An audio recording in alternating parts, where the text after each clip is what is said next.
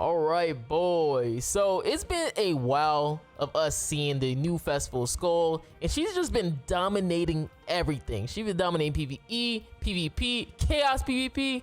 Boy, oh boy. So here we are going to be discussing one of the top teams, or the top teams you want to build currently right now in grandcross PvP. Now, currently, these are the teams, and we're going to be taking this from the site from Game with JP. And right now, currently, these are the best teams for PvP. Obviously, you can always rearrange or adjust a certain amount of characters.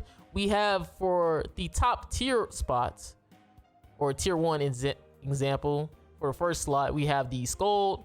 Now, again, most Scold players, they're going to use her with Hail because, again, you want that undead passive or retrogression passive. You have King of the End, the recent Festival, pretty broken and does a lot of damage. And then they have Freyr backline. Now, again, Freyr with his Holy Relic does give you 5% base stats, and I think 5% extra damage dealt to single targets per unknown / Ragnarok you do have on the field. So that's gonna be really nice because, again, Skull and Hail are gonna get buffed. But again, I have seen people use Matrona instead, which Matrona will just buff the giant characters of your team, which I think her Holy Relic gives like 25% base stats, which is really helpful. Again, most Skull players, they just run like attack crit set just because, again, you don't really care about going first. Obviously, you just want to deal as much damage as possible. The second team right now is kind of a shocker, which featured an LR Kusek, Demon King Zeldris, Blue Assault Meliodas, and Green Chandler. Now, again, we recently had the new Summer Gelda. And it seems like with the new addition of LR Kusek, a lot of players are pushing away the Gelda build and are more leaning towards the more single target build for the Demon team. Now, again, the Demons have a lot of base stats. It just hit hard. And especially if you have dupes on Demon King, he can punish you with a reflect damage from breaking those shields. So it definitely is a worthwhile team to obviously build. And the good thing, again, is that they do feature an LR character, which is really nice because, again, I know a lot of people want a character that you probably already own that is going to be super strong already. So that is a good addition. Again, sorry for the Gelda lovers. Again, the one thing you also got to understand is that these are just some basic teams that most people probably run. Again, you can always mix and match other characters. Like if you do have Gelda, but you don't have Blue Assault Meliodas, you can rock Kusek, Demon King Zeldris, Gelda, and then Chandler in the back as well if you really need to. But again, obviously, most players are leaning towards Blue Assault Meliodas next to LR Kusek. And the next one, with the new addition of Eastern backline, is the Human team. What can I say, man? Humans are just taking over PvP for a while now. Even through like so many metas, Unknown, Fairies, Demons, Humans has still been a very powerful team. And again, Sun Jin-woo, LR Brunhill, and a new Holy Relic Light Escanor definitely helps out with that. Honestly, people will probably say like that team is probably the most easiest one to build if you did summon on a solo leveling collab.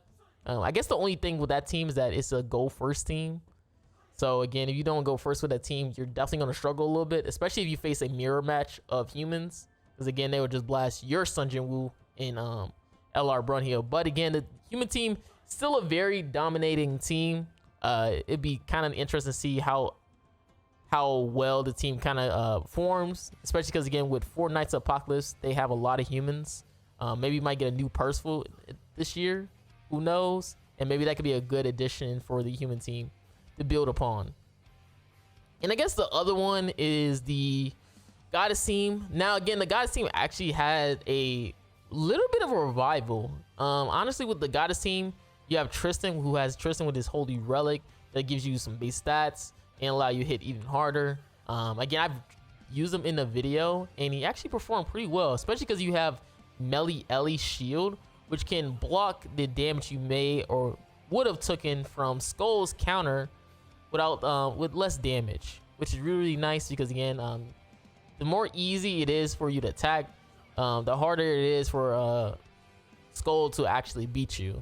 Obviously, they do have a whole list of broken characters of that team, the Skull one, but again, as long as you are not not playing too bad, you might be able to be Skull.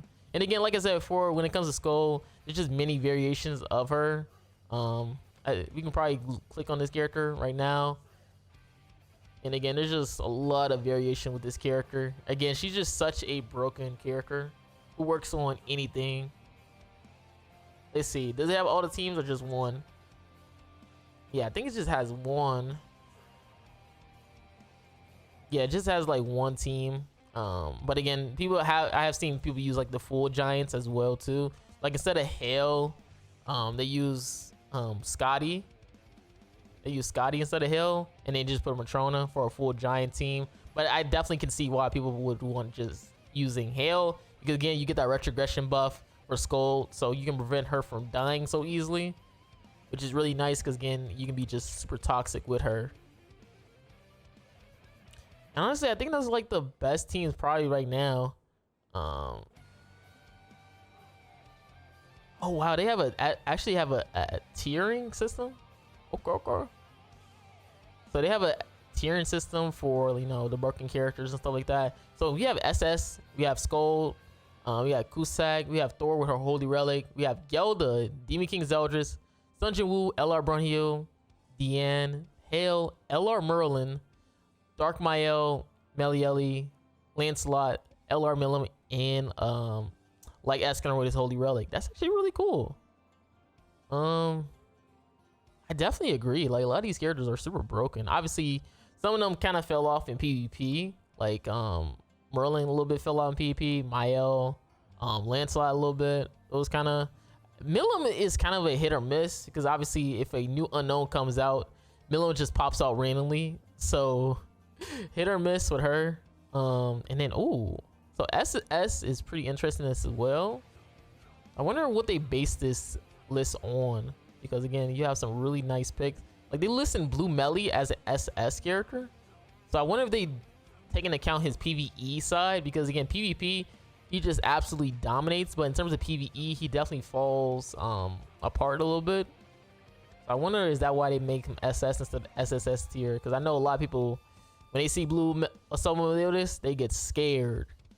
Probably the same thing with Shadow. Again, Shadow is super strong in PvP, but when you get into PvE, it's very hard to stack up those stacks because so many bosses have debuff immunity. So I think that's probably why. Probably not ranked as SSS tier, because again, that character isn't that god tier in PvE. And I think a lot of these SSS characters are really good in PvE activities, especially Lancelot, right? And I think Dark Mayo is also really good. I've definitely used them in for Demonic Beasts and stuff like that. So he's definitely a character who can work really well in PvE.